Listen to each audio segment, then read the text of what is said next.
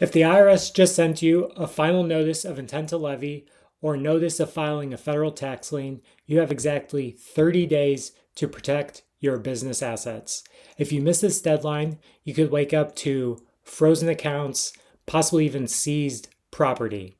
I'm Andrew Bosserman, tax attorney, former IRS agent, and founder of Boss Tax Law, and I've represented business owners in many IRS disputes, including collection due process hearings, what we often call CDP hearings. In this video, I'm going to break down exactly what these hearings are, why they're critically important for protecting your business, and the 3 moves that could save you hundreds of thousands of dollars. So I'm going to be clear about who this video is for. If you're a business owner with significant tax debt or amounts the IRS claim you owe that are at least $100,000, possibly hundreds of thousands or even millions of dollars, and you've just received that final notice, this video is for you. You're at a crossroads. The IRS has pretty strong collection powers.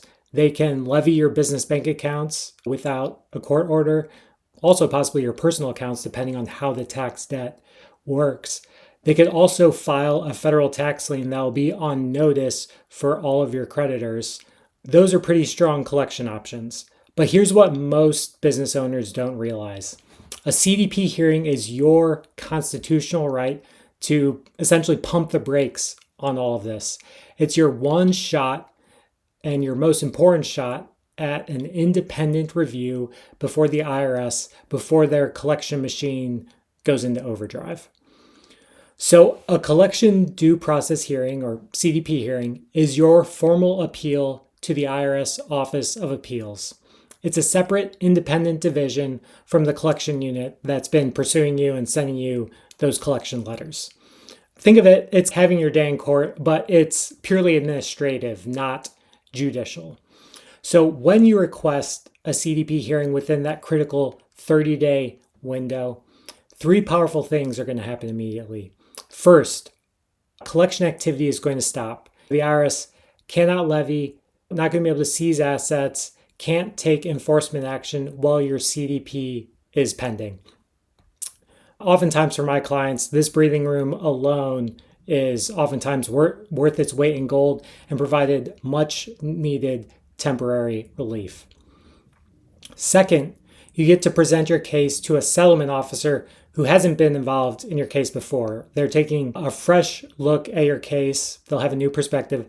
And most importantly, they have authority to possibly make deals that regular collection officers, also known as revenue officers with the IRS, can't. And third, you get to raise what we call collection alternatives. This is really where the real magic happens, and this is where having an experienced professional guide you makes a difference. So during your CDP hearing, you can propose several alternatives to immediate collection. There are a few of them. The first one is an offer in compromise. So this is settling your tax debt for less than the full amount. Oftentimes, it can be pennies on the dollar. However, the IRS rejects a vast majority of these offers because they're not properly prepared.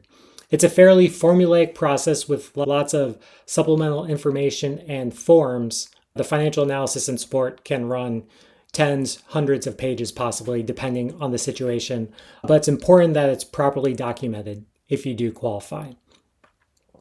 If you don't qualify for an offer in compromise, you may qualify for an installment agreement.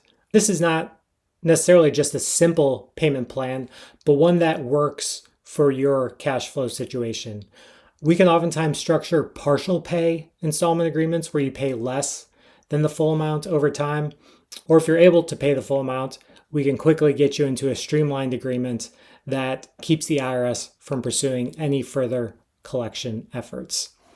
You may also qualify for currently not collectible status. So if your business is struggling and we can demonstrate that collections would create economic hardship, the IRS oftentimes will back off.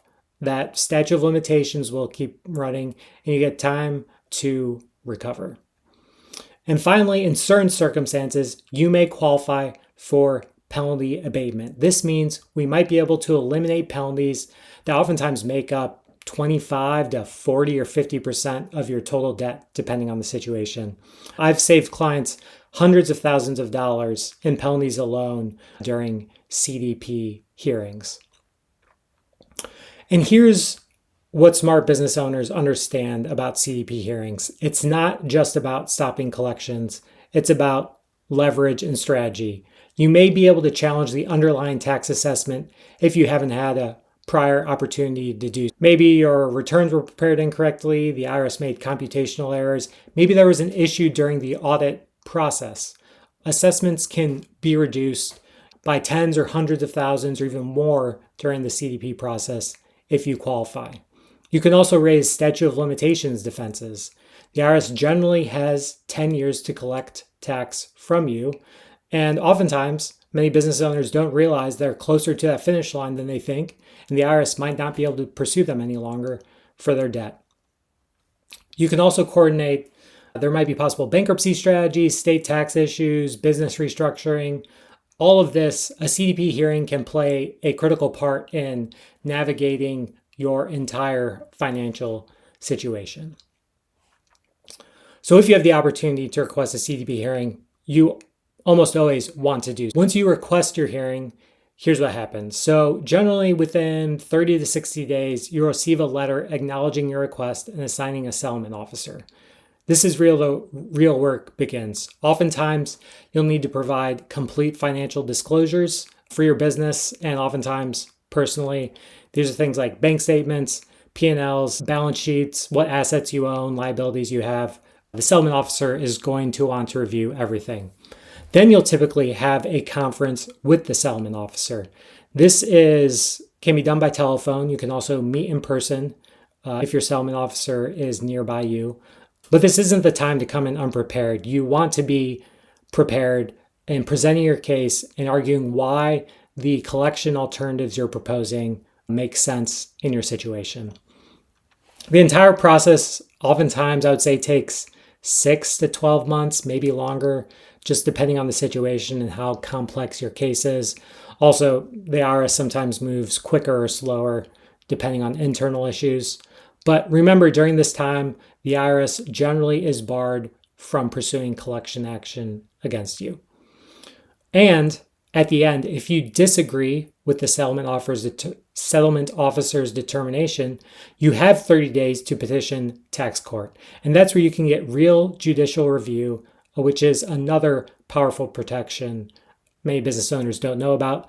But it's critical you utilize the CDP process to take advantage of that tax court review.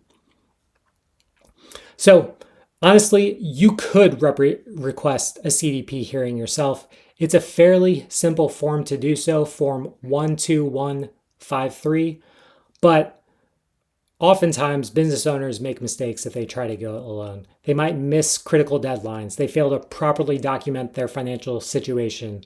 They might propose unrealistic collection alternatives or make admissions to the settlement officer that hurts their case. Oftentimes, trying to go it alone causes business owners to leave money on the table. But having a skilled professional like myself as a tax controversy attorney and former IRS agent, we know how to navigate dealing with settlement officers.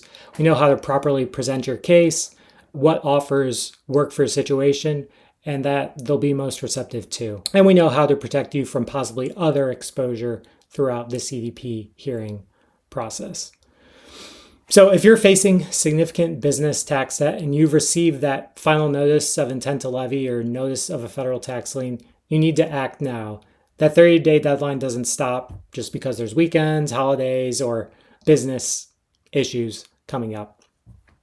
One of the things my firm does is specializes in high-stakes CDP hearings for business owners. We're not a tax resolution mill handling thousands of cases. We take on a limited number of clients that we can really help their case. So, first of all, what you should do, regardless of whether or not I can help you or someone else, definitely mark that 30-day deadline on your calendar and make sure you request a CDP hearing by then. If your tax debt exceeds $100,000 and you're serious about doing the CDP process the right way to protect your business and personal assets, please reach out. Happy to have a consultation with you to see how we might be able to help and if we're a good fit to work together. But regardless of the situation, don't let that 30-day deadline pass and wonder, what if I had requested that CDP hearing? Take control of your tax situation while you still have leverage, and you can deal with the IRS on your terms. So again, I'm Andrew Bosserman, Boss Tax Law. Thanks so much for watching, and I'll see you in the next video.